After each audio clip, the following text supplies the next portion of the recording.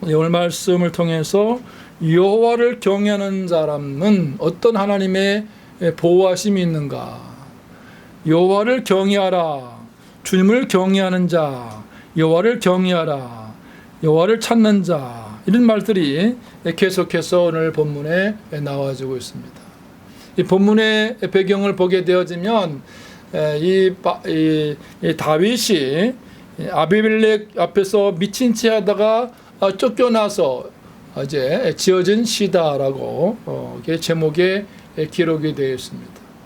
우리가 잘 아시는 대로 이스라엘의 초대 왕이었던 사울이 하나님 앞에 범죄하게 되어지고 하나님의 말씀을 불순종하게 됨을 통해서 하나님께 또 찾지 않고 구하지 않았을 때에 하나님께서 그를 패하시게 되어지고 이제 하나님께서는 사무엘 선지자를 통해 가지고 이 다윗을 왕으로 이제 기름 부으시는 것을 볼 수가 있습니다. 그런데 이 다윗이 기름 부어지는 과정을 보게 되어지면 첫째는 이미 사울이 왕으로 있는 상태에서 왕으로 미리 예선되어서 이제 기름 부음을 받아지게 되어지죠. 그렇게 훈련의 과정이 이제 맞춰지게 되고 사울이 죽었을 때에는 또 유다 지파의 왕으로서 이제 기름을 붓어지게 되어지고 또 과정에 또 한 7년이 지난 다음에는 이제 이스라엘 전체 왕으로서 이제 기름을 부어주는, 그래서 이 다윗은 특별하게 3번에 걸쳐서 기름 부음이 있었던 사람이에요. 근데 지금 이 과정은 이제 그 골리앗과의 싸움에서 이스라엘을 구원하게 되어진 다음에 이제 그 가운데에서 사울이 그 여인들이 또 이스라엘 백성들이 하지만 다윗이 죽인 자는 만만이요 사울이 죽인 자는 천천이다라고 하는 그 말을 들어졌을 때에 사울 왕이 그 말을 주목하는 가운데에서 그때부터 이 다윗을 주목하게 되어지고 다윗을 시기하게 되어지는 거죠. 그래서 그때부터 틈만 나면 이 다윗을 죽이고자 하는 마음을 이 사울이 악한 마음을 가져지게 되는 거죠. 그렇게 됐을 때 사울은 정말 끊임없이 기회만 노리고 있는 거예요. 호시탐탐 고리만 기회만 노리고 있는 거죠. 이럴 때에 다윗이 정말 더 이상은 이제 숨을 곳이 없게 되어졌을 때에 이스라엘 땅에 얼마나 많은 사람들을 동원해 가지고 사람을 군사 하루에 3,000명씩 군사를 동원해 가지고 그때처럼 지금처럼 수만이 많이 있는 것이 아니고 정말 이렇게 건물이 높은 건물이 있는 것도 아니고, 그러니까 이제 광야라든지 숲이라든지 동굴이라든지 이런 데 이제 그 바위 틈에 이렇게 숨어졌는데 그것조차도 자기 몸 하나를 숨길 수 있는 그런 이제 환경이 안 되게 되는 거예요.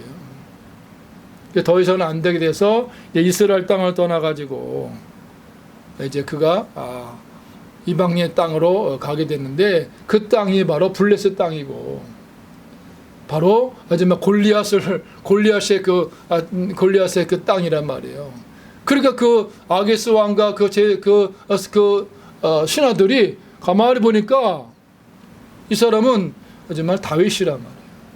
저자는 사울이 말했죠. 다윗이 죽인 자는 만만이요, 사울이 천천히요, 라고 그렇게 하던 그런 말을 듣던 자가 아닙니까? 하고 지금 너무너무 지금 다윗은 마치 도관이 든 쥐와 같이 완전히 그냥 말 한마디에 왕의 말 한마디에 다윗이 지금 목숨을 잃어버릴 수밖에 없는 그런 경각간 절체절명의 위기 속에 놓이게 된 거예요.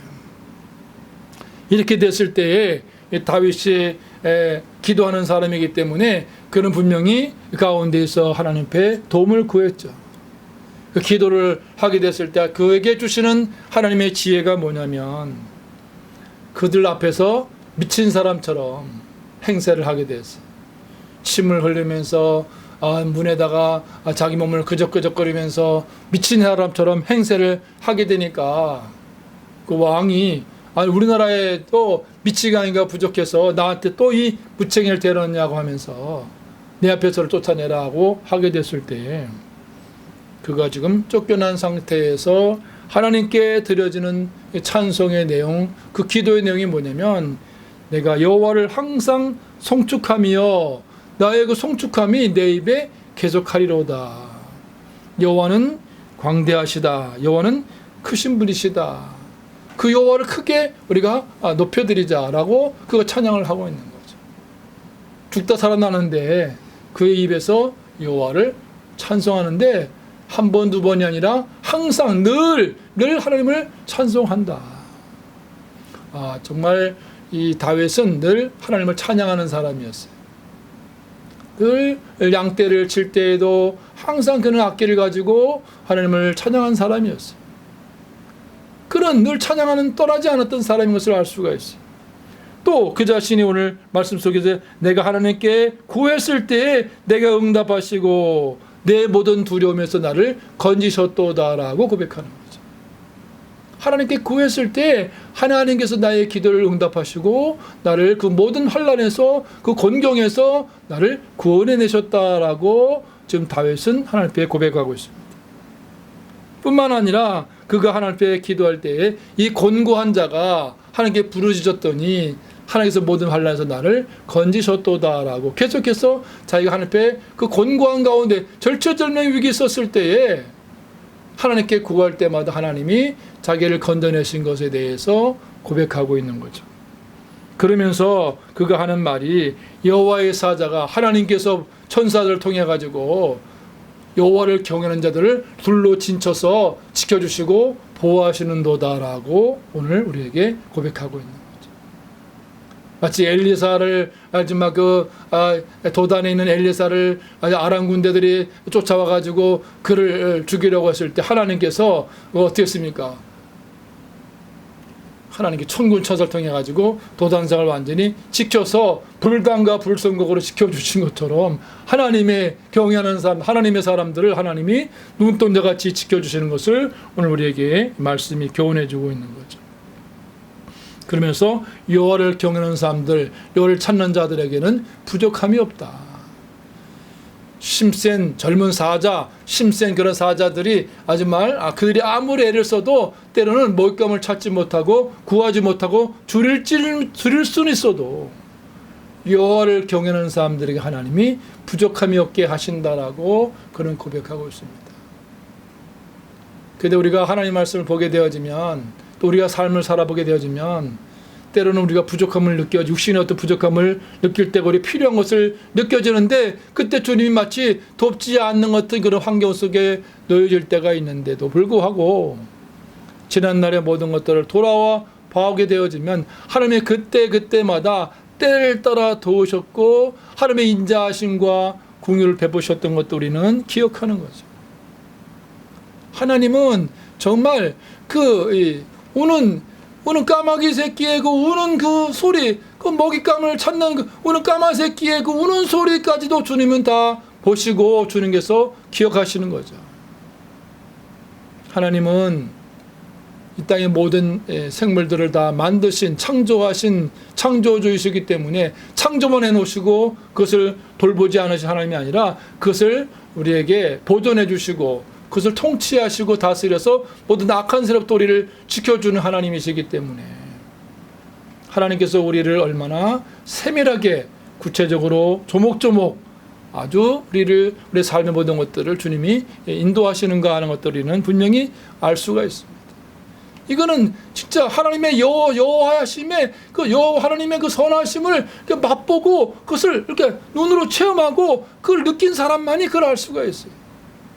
마치 요한복음 2장에 물떠온 하인이 물떠온 그 포도주로 물이 변해서 포도주로 변화된 것을 아는 그 물떠온 하인만이 알듯이 우리의 삶 가운데 하나님과 나 사이 속에서 하나님이 우리에게 애즘의 개개인의 세밀한 역사 속에서 정말 도저히 어떻게 할 수 없을 때 막막했을 때 방법이 없어요. 더 이상 또 어떻게 할 수가 없어요. 이제 하나님께 손을 들고 주여 도와주세요. 하나님 앞에 정말 하나님을 사랑하는 마음으로 하나님을 찾는 사람들은 하나님이 외면하지 않으시는 거죠. 저희 나라에도 늘 우리나라의 역사를 보게 되어지면 그 역사 가운데에서 6.25 때 같은 경우에는 도저히 나라가 이제는 완전히 쑥대밭 돼가지고 잿더미가 돼가지고 더 이상 길이 없는 거잖아요. 그 한 나라의 전쟁이 준비가 되지 않은 상태에서 한 달 만에 한 달 전쟁 난 지 한 달 만에 그냥 남한 전체가 다 90%에서 95%가 다 점령돼 가지고 이제 낙동강 이남만 남은 상태에서 도저히 방법이 없었다. 그런 상태에서 이제 미군들, 유엔군들이 이제는 영천을 뺏겨지고 이제는 더 이상 방법이 없게 되니까 이제는 하와이로 또는 무슨 서사모아 군도로 또는 제주도로 우리가 일단 피신하자, 이렇게까지 거의 다 결정을 내려진 상태에 있었을 때에 놀랍게도 하나님께서는 기도하는 사람을 통해서 초량교회라든지 부산에 또 중앙교회라고 있었거든요. 그 중앙교회, 초량교회에서 목사님들이 또 장로님들이 일반 성도들이 모여가지고 하나님 한 분만 살려주세요. 얼마나 다급하면 두 번도 아니고 한 분만 살려주세요 라고 기도했어요. 하면서 과거에 1938년 9월 달에 신사참배했던 것부터 시작해가지고 6.25 나기 전까지 계속해서 그 교단끼리 서로가, 목사님들이 서로 모일 때마다 조선신학교하고 장로의 신학교하고 서로가 싸움을 하고, 또 경남노회가 신사참배를 하지 않은 그 쪽에 그 법통 이제 그 경남노회 쪽에 있었고, 또 경남노회 중에서는 또 신사참배를 또 앞장선 사람이 있거든요. 그게 파가 또 나눠져 가지고 서로가 서로를 가지고 싸워지는 가운데 있었을 때, 그런 모든 일 가운데에서 항상 분쟁이 있었고 분열이 있었어요. 그래서 실제로 1950년 4월 21일 날 마지막 그 대구 제1교회에서 거기서 총회를 가졌는데, 총회를 밤 8시, 그 당시는 이제 교통이 좋지 않아 가지고 이제 지금처럼 무슨 교통이 좋지 않기 때문에 그래 가지고 8시, 저녁 8시에 이제 총회를 개최하는 시간이 8시인 거예요. 그 8시에 했는데, 그때 이제 총회 8시에 모여가지고 그 개최를 하려고 할 때에 어떤 일이 있었냐면은, 아주 이제 그 운동을 잘하고 이제 체격이 좋은 사람들을 배치해가지고 그 중앙 메인 스위치를 딱 그거를 그 시간에 딱 꺼가지고 그 스위치를 딱 꺼가지고 어둡게 만든 다음에 이제 자기들이 반대되는 사람들을 이제 제거하기 위해서 그렇게 계획을 세웠는데, 그 소식이 이제 반대편 분들에게 그게 알려진 거예요. 그래가지고 미리 손쳐가지고 그 메인 스위치를 그거를 끄지 못하도록 거기에 사람들을 또 유도를 잘하는 사람들, 이런 사람들 갖다 딱 세워놓고서 이제 그래가지고 그렇게 하는 가운데에서, 그러니까 자기들 원하는 대로 목적이 달성되지 않으니까 회의석상에서 성찬, 사람들이 이제 보통은 이제 예배 드린 다음에, 일부 예배 드린 다음에 그 다음에 2부에 성찬식을 하거든요. 근데 성찬식을 하는데 하나님 앞에 지금 예수님의 임재, 성령의 임재 가운데에서 예수님의 그 마지막 피를 상징하고 그걸 기념하기 위해서 성찬하는 그 성찬석을 뒤엎어버린 거예요, 목사님들이. 그러니까 하나님을 믿고 하는 경외함이 전혀 없는 거죠. 어떻게 성찬상을 뒤집었습니까? 성찬상을 뒤집을 정도가 아니라 그냥 오물을 갖다 끼얹어 버린 거예요, 성전 안에다가. 1950년 4월 21일 날. 그러나 가지고 불과 2개월 정도 있어 6월 25일 날 전면 남침점이 6.25 전쟁이 일어난 거죠. 그러니까 분열이 있는 거. 왜 우리 우리나라도 그런 말 있지 않습니까? 가화만사성이라고. 가정이 화목하면 어디 바깥 나가서 이루어지는 모든 일들도 잘 성취되고 이루어지지만, 그리고 우리가 어떤 교회 안에서 또 가정 안에서도 화목한 가정도 하나님 복을 주시잖아요. 근데 대부분 화목하지 않은 가정들은, 불화가 있는 가정에는 여러 가지의 문제가 생겨가지고 어려움이 많아지잖아요. 그러니까 예수님께서 우리에게 이 말씀하시는 내용들을 가만히 보게 되어지면, 여호와를 경외하는 사람들은 오늘 말씀 속에 보니까 지금 다윗과 같이 억울한 일을 만났을 때 자기는 잘못한 게 없어요. 사울을 위해서, 이스라엘 나라를 위해서 그는 목숨을 걸고 나가 싸웠고, 그는 요령을 부리거나 꾀를 부리지 않았어요. 목숨을 걸고 자기가 나가 싸워서 적군을 물리쳐주고 이스라엘 나라를 보존하는 일에 자기는 최선을 다한 사람이잖아요. 그런데 돌아와주는 것은 시기와 질투 가운데에서 지금 다윗은 지금 쫓기는 상황 속에 있었어요. 그럴 때에도 오늘 말씀 속에 보니까 여호와를 경외함을 내가 가르치겠다고 얘기하면서 그 자신이 12절 생명을 사모하고 장소에 복받기를 원하는 사람이 누구뇨. 생명을 사랑하고 장수하며 복을 받기 원하는 사람들은 혀를 악에서 금하고 입술을 계산말에서 금하고 악을 버리고 선량하며 화평을 따르는 사람들이 바로 생명을 사모하고 장수하고 복을 받는 사람들이다. 여호와께 복을 받는 사람들이다.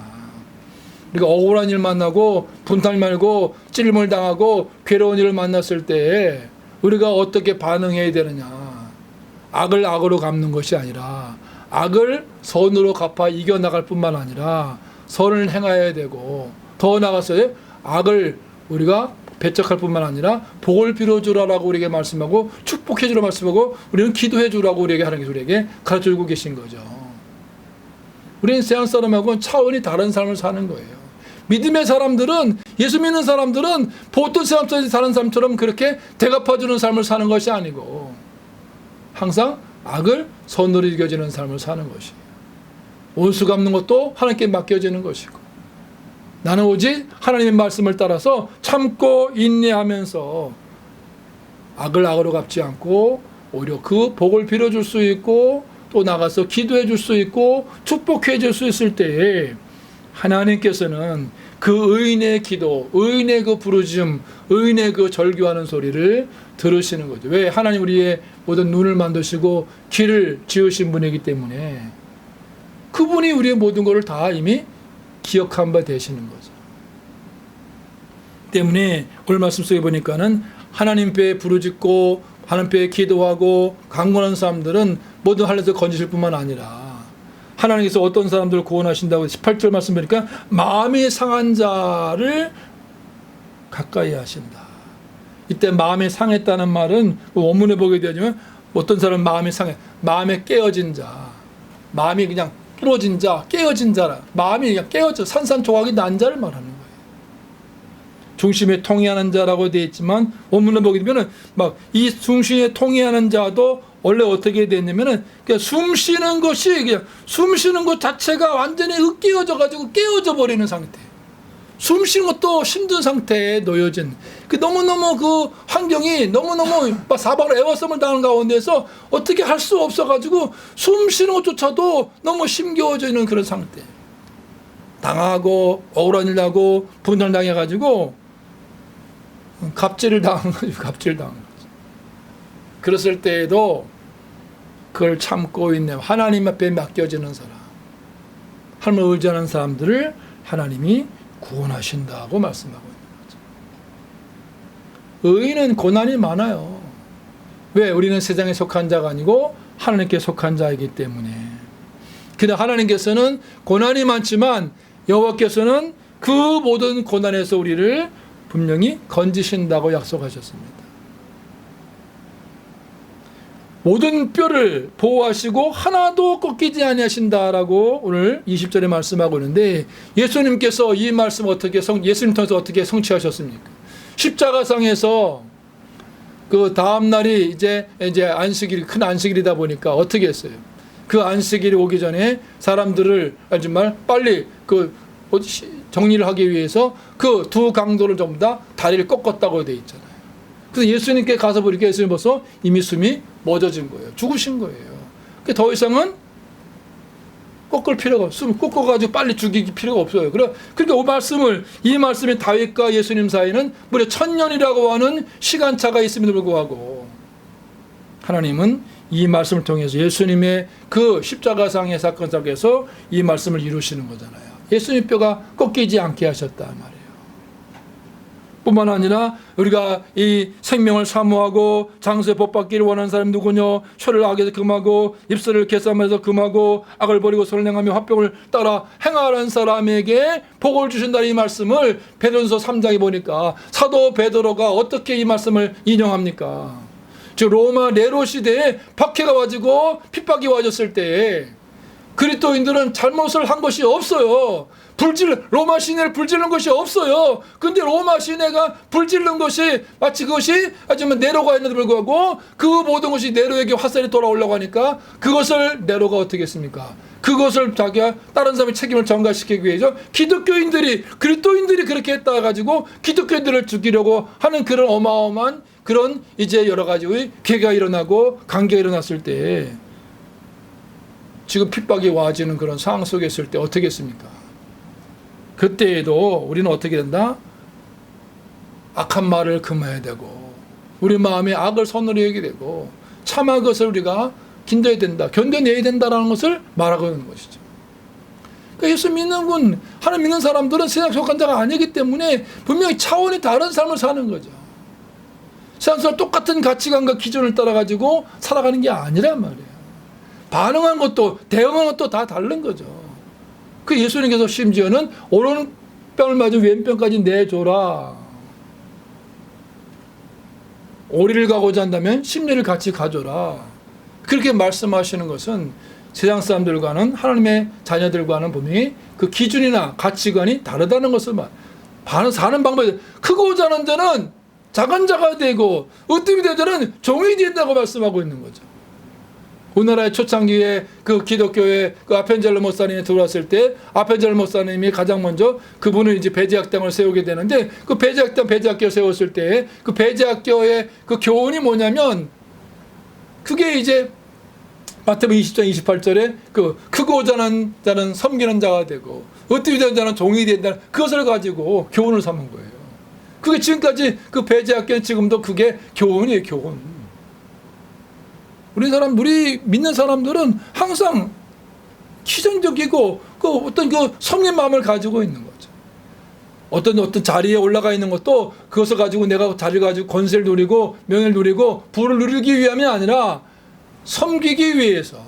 예수님께서 나는 섬김 받으러 온 것이고 섬기려 왔고 많은 사람이 대선물로 주려 하고 왔다라고 주님 말씀하셨기 때문에 예수님을 따라가는 사람들이 예수 믿는 사람들이잖아요. 예수 믿는다는 것은 예수님을 우리가 따라가는 사람을 사는 거고 예수 믿고 따라가는 사람들 그분의 발자취를 따라가는 사람들이기 때문에 우리는 예수님과 같이 이 말씀과 같이 우리는 늘 섬김의 마음을 가져줘야 되는 거죠. 다윗은 사도행전 13장 말씀 속에 보면은 다윗 당시에 하나님 뜻을 따라 살다가 섬기다가 그 삶 맞춰진 것에 대해서 말씀이 기록해 놓고 있는 거죠. 그러니까 다윗의 그 삶은 하나님 중심의 삶을 살았고 하나님을 사랑하고 하나님을 경외하는 삶을 살은 거죠. 물론 다윗에게도 때로는 실수가 있었어요. 밧세바를 통해 가지고 그가 범죄했을 때에는 하나님께서 그에게 어떻게 하십니까? 나단 선지를 통해 가지고 회개할 기회를 주시고 자기가 얼마나 큰 죄를 범한지를 죽을 죄를 범한 것을 그가 알았을 때에는 바로 그 자리에서 통회하고 자복하고 하나님 앞에 눈물을 얼마나 많이 흘렸는지 요가 전부 다 적셔져 가지고 말 날이 없을 정도로 하나님 앞에 철저하게 온전하게 회개를 하게 되는 거죠. 왜? 하나님은 죄를 가장 싫어하시기 때문에 죄를 미워하시기 때문에 그런 거죠. 우리가 신앙생활을 해봐서 지금까지 와서 우리가 잘 아시지만은 하나님이 가장 싫어하는 것은 죄예요. 죄된 행위, 죄는 우리가 미워하는 거죠. 죄와는 타협할 수 없는 분이 거룩하시기 때문에 하나님께서는 죄를 미워하시는 거죠. 여호와를 경외하는 것이 무엇입니까? 여호와를 경외해서 죄에서 떠나는 거예요. 악에서 떠나는 거예요. 그게 정말 참된 지혜고 참된 지식의 사람이고 그것이 예수 믿는 사람의 삶이에요. 아무리 많은 일을 행한다 할지라도 죄를 짓고 불법을 행한다면 그 사람 앞에 서지 못하는 거예요. 천국 백성이 될 수 없다는 얘기예요.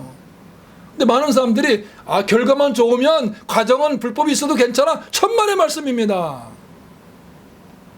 하나님의 사람들은 과정도 바라야 되고 정직해야 되고 진실해야 되고 그랬을 때 그 마지막도 하나님이 보장이 따르는 거예요.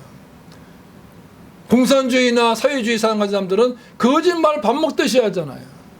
거짓말 전술을 온갖 전술을 통해 가지고 거짓말 해가지고 사람들을 속여가지고 목표를 달성하잖아요. 그래서 합당하지 않아요. 우리는 하나님 앞에서 오늘 말씀을 통해 다시 한번 우리는 세상 사람들과는 다른 삶을 살아가야 돼.